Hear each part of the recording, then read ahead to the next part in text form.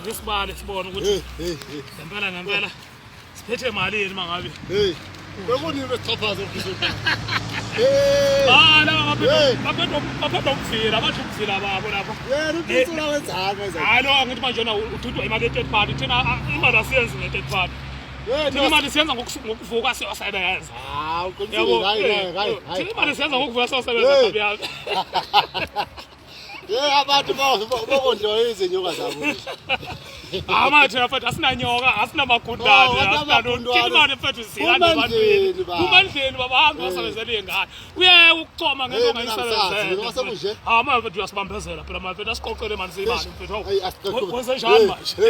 ekosani umuntu ezesebenza umsebenzi hayi kulungile kabi yami hayi abahleka abantu sisebenze thina abahleka abantu sisebenze thina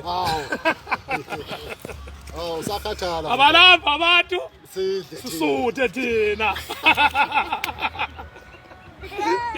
hey